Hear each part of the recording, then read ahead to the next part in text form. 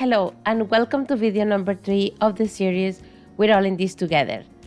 This is a collaboration between Seniors Action Quebec and the English Language Arts Network. And today we're going to be talking about communications. So let's get started. Today we're going to be using email and two types of video calls, Skype and FaceTime. And we're going to see the difference between those two. We're going to start by setting up an email account. We can have different email accounts connected in our iPad device. We don't have to choose one over the other. So if you already have an account, you can connect that one. If you don't have an account, today we are going to create a Gmail account. The procedure on how to create other email account, whether it's Outlook, Yahoo, or any other, is very similar between all of them, so you can choose whichever email you're most comfortable with. I'm gonna open Safari and I'm gonna go to Google. And there are different ways how I can create a new Gmail account. Of course, I can search here. I can also simply click here in those squares here, and this menu is going to appear. And here I have the M for Gmail. So I'm gonna click on that one.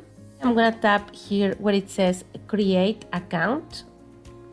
And it's gonna ask me if I want to create this account for myself or to manage my business. So for now, I'm gonna say for myself. And then I'm gonna put my first name, my last name. Of course, if you already have a Gmail account, you are able to create a secondary email. In this case, because this is a test account, I'm gonna say Momo and my last name test2. And if you notice here, it's already suggesting me a username, but I don't have to take that. I can simply click on that field and then delete. All lowercase is fine. Momo.test2 is telling me that this username is already taken. So that's why I didn't suggest it. And see, just by adding testing2, it allowed me to select that user ID. So that's gonna be my email. And then it's asking me for my password. I have the option to show the password or not. So by default, this box is not checked. So that means if I start typing something, it's gonna put dots. But for now, because I wanna see what I'm entering, I'm gonna choose to show my password.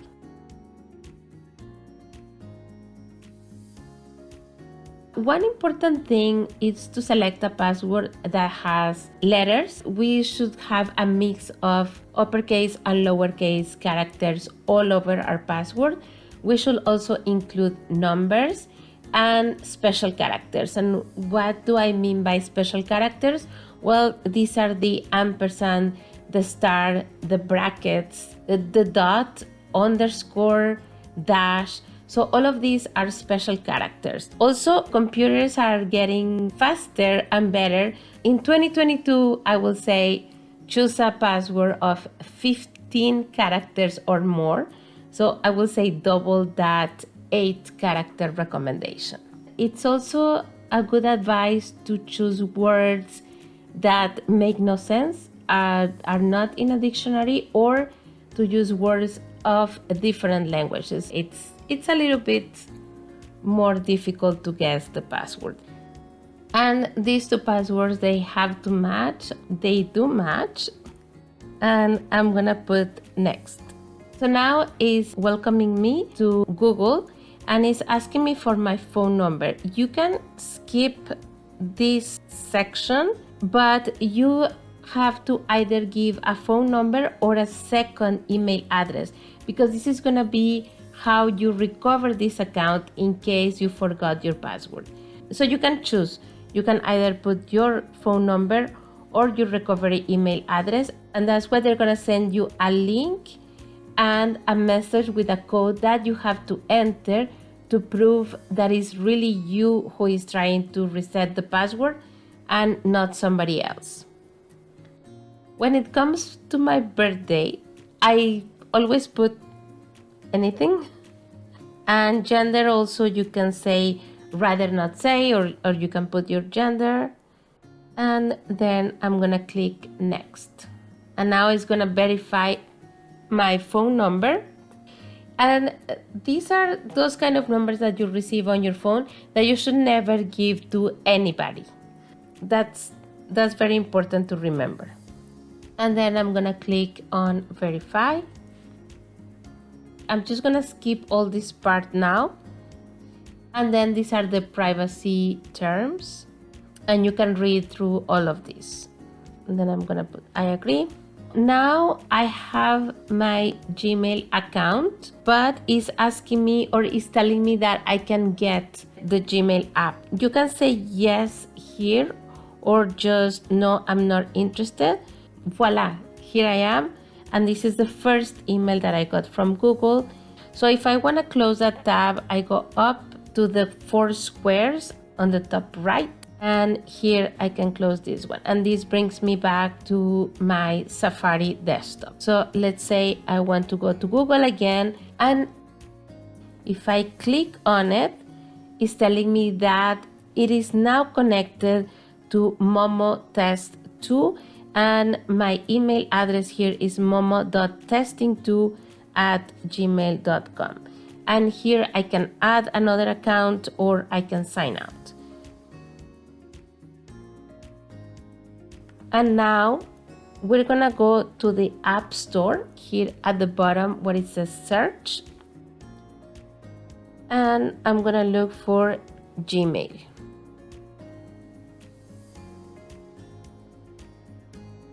And because it's the first time that I'm getting this app, it's asking me for my Touch ID. So I'm just gonna place one of the fingers that I have a fingerprint, and this gives us time to enjoy our coffee. If you see here, we also have the Google Drive app, a YouTube app, which we should definitely get that one. And this is the second screen. So this is where the Gmail app is. So let's open it. And now it's asking me to sign in. Because on this account I am already signing with one Gmail account, I'm gonna add this account that we just opened. I'm gonna select Google, continue.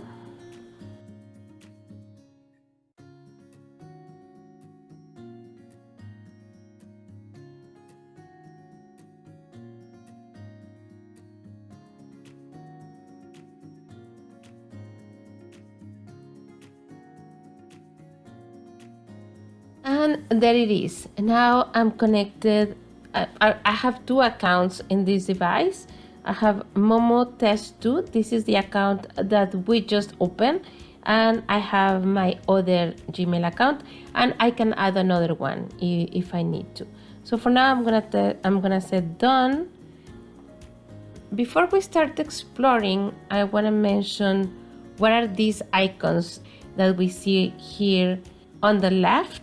The first icon is the hamburger menu, and it's a hamburger because it's a stack of 3, so that's what it's called. It's a hamburger menu. Fun fact. The second icon that we see, like 2 squares, one on top of the other, that is gonna bring all my inboxes into this one app. So if I'm signed in to different Gmail address, I'm gonna find all my emails to all my addresses. As long as they are Gmail, I'm gonna find them there.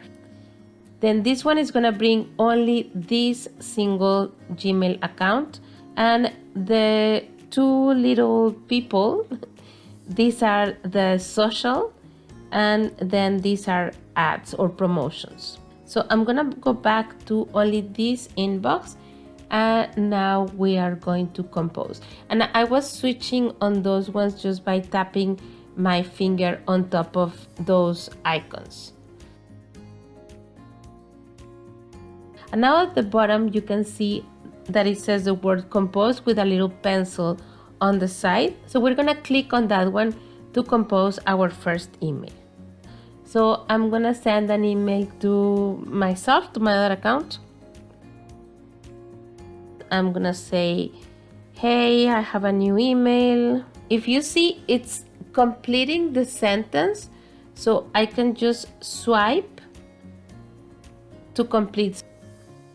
And if you see here, you also have these options to let you know that I have a new email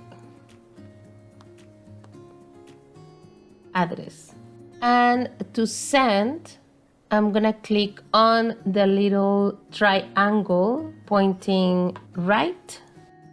And now that item was sent. How do I know that an item was sent? I can click on my menu button on the hamburger menu, and I can go to send items here.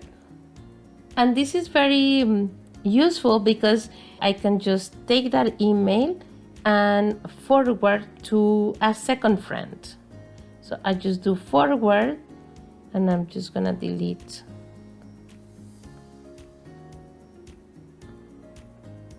So now here I'm gonna send it to another friend, and now I'm gonna click send, which is here. So I'm gonna leave that for now. In the meantime, I'm gonna wait. Maybe one of my friends is gonna send me an email. So let's go check our Gmail account. We have a new email, and it actually has an attachment. So I'm gonna click here directly on the image.jpg. Here on the top right, you can see we have different symbols. So that is how we're gonna download that picture on our device. And there is just certain considerations to have here. If we don't have a lot of storage space left, an image might take a lot of space. So we need to decide if we want to download a new picture or not, or just enjoy the view. But let's say I want to download it for the exercise today. So what I'm gonna do, I'm gonna press on this first icon or symbol. So the first one is download, and that is the one I'm gonna press on. It's asking me if I would like to add this to my photos. I'm gonna say okay, allow. Now what are the other symbols? So the second symbol is gonna save this to Google Photos. I'm gonna say cancel. Now let's explore the other one, and that one is actually saving directly onto my Google Drive. The next symbol that we see is like a square with an arrow pointing up. So let's click on that one. This is the icon that allows me to share this picture. So I can quickly send this picture by email to another friend. I can send it on Skype. These are other options that I can do with this picture. So I'm gonna close it now. I'm gonna reply to this friend.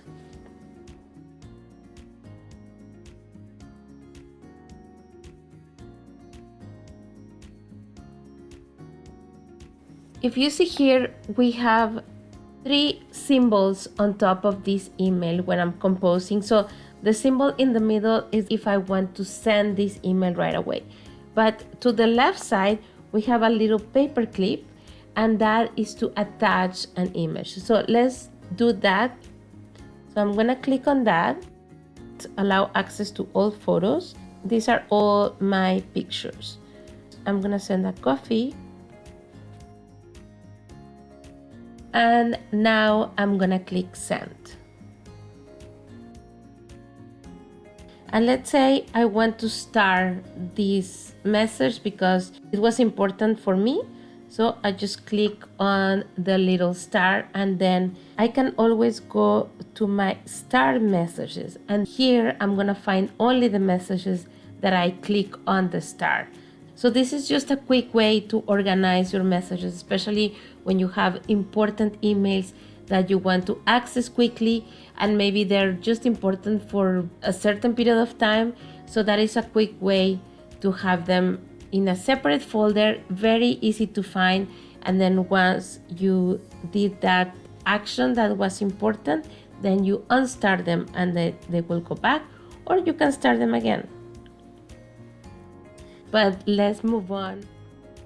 Another important thing that we need to know how to do with our email is block or mark as spam or junk some of the email that we don't want to receive.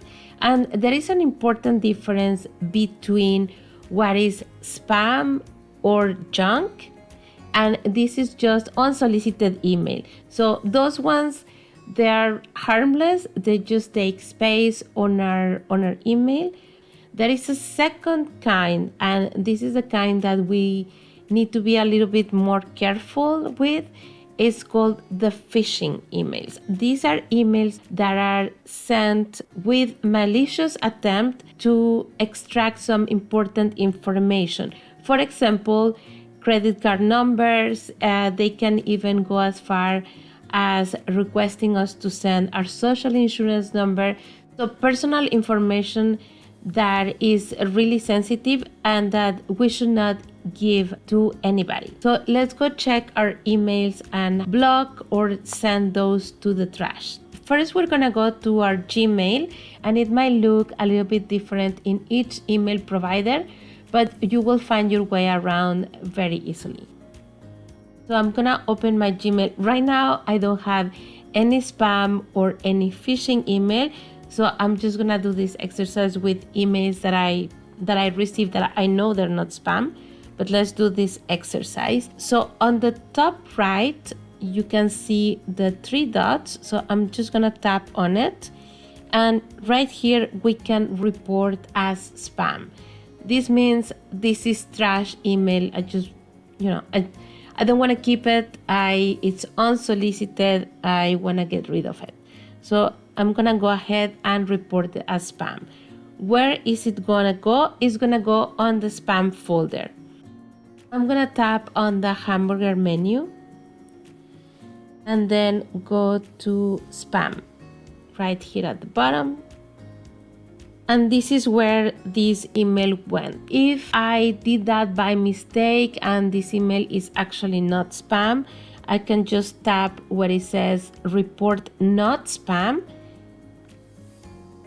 And this email is gonna go back to my primary or to my inbox. So here it is again. I have unreported as spam. Another thing that I can do here is I can block this account from sending me emails. So if I know that this email is one of those phishing emails, what I can do is tap on the 3 dots just beside the arrow. The last option is block this account. I'm not gonna do that, but if I block this account, I'm not gonna receive emails from them anymore. Let's get out of here. I'm gonna click on the home button, and now I'm gonna open my Outlook. And in Outlook, it will look a little bit different. Let's select this email that is actually the email welcoming me to Outlook when I open my account. So I know this is not spam, this is not phishing, but again, this is only for the exercise. Right at the top, I see again the 3 dots, so I'm gonna tap on it. And now here, I don't have block, but I have report as junk. Here the difference in Outlook is that when we report as junk, it asks us, is this email junk or is it phishing? If I say is junk, it's gonna go to my junk folder or spam folder. It means it's harmless, but I didn't ask for this email. If I report as phishing, then it means this email is trying to get, or this account is trying to get some sensitive information, and further steps are going to be taken by Outlook. So it's really important, if we see one of those emails, to really report them as phishing. So I'm not going to do that, but I'm just going to report as junk. Do you want to send a copy of this message to Microsoft so we can improve our detection and protect our users like you? So right now I'm gonna say no thanks, because I know this email is actually from Outlook. That's why I'm gonna say no thanks, but in the case that is really junk or phishing, you should really send a report. Besides email, there are other ways we can communicate using our iPad. And two of those ways are using either FaceTime or Skype.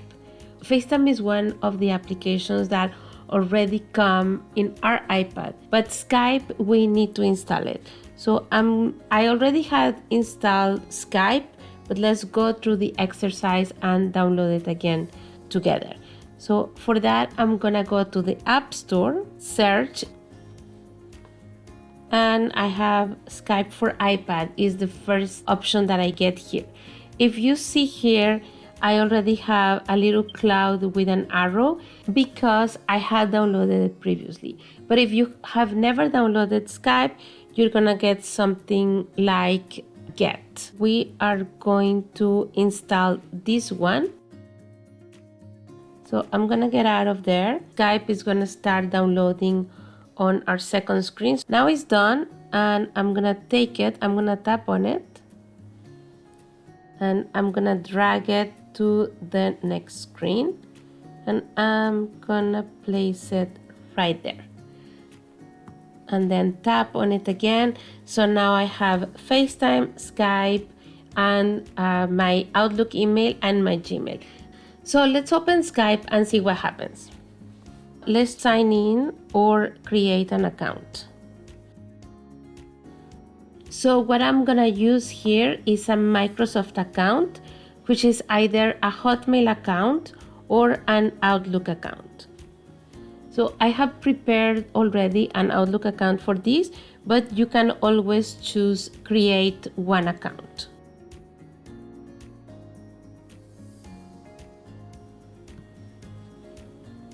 So I'm gonna say continue. I'm gonna say okay. And here I can add a picture to my Skype profile. I'm gonna select photos. I'm gonna add a picture of headphones. Done. And I'm gonna say okay, allow. Will I like to share optional diagnostic and use such data? This one I'm gonna say no. And now I can easily start a conversation. So let's do one Skype call. Now we are going to look for the contact, and I know this contact has a Skype account, so I'm just gonna look for her by name. And as you can see here, there are a few persons with that name, but I know my friend is the first one that appears there. I'm gonna start calling, and then I'm gonna click on the top right on the video call. Hi. Hi. So right now we're gonna see what else we can do once we're in a call with Skype. Something that we can do is turn off our video. So I'm gonna tap on the screen and then the controls appear. So I'm gonna hide my video. And now the other person can only see the picture that I chose for this Skype. So I'm gonna turn on my video again. Another thing, I can turn off my audio momentarily so the person cannot hear me, just in case I need to sneeze or drink my coffee or something like that. So that is really useful. And now I can turn my audio again. I can also send reactions, so heart to the person, and I can also send them a chat. So for example, if they're asking me about the name of an author or something like that, that is easier if I just type it. I'm just gonna say Angela, and then I can send them a chat. I can also use the together view. So if you see at the top right, we have the speaker and then the grid view. Right now we're in the grid view, so that's why you see the square divided in 4, but we can also use the together mode. The together mode, I think it takes a little bit more internet speed, and because right now I'm running a few applications at the same time, it's a little bit difficult for the together view to apply, but let's try one and let's see if it works. The conference room, and then I'm gonna try apply. So it tells me that it couldn't change the together scene. And apparently this is one of the scenes that if it cannot load one of the other ones, it always loads this one, which is as if we were together in a park. So for now, I'm just gonna go tap back and go to the grid view. Another thing that we can do is take a snapshot. So if we take a picture, the other person is going to receive the picture. So people cannot take pictures of you without you noticing. And then the picture is sent to the person. Of course, there are more options here. So for example, you can blur your background and you can also turn the subtitles on. You can add people to the conversation. You can start recording this conversation, and you can also do share screen. So feel free to come here and see what are the other options and what works for you, and basically have fun video calling all your family and friends. So thank you very much. Bye. As you saw, it was very fun to just be able to call somebody and see them and chat for a while. So if you try Skype and you have some comments or questions, don't hesitate to leave us a message below this video. And now let's do a FaceTime call. And the main difference between FaceTime and Skype is that with FaceTime, you can only call other contacts that also have Apple devices, such as an iPad or an iPhone. And now I'm gonna click on the FaceTime app. So now I'm gonna do a new FaceTime. I'm gonna click on it. And right here I have 2 contacts. So we're gonna call one of them.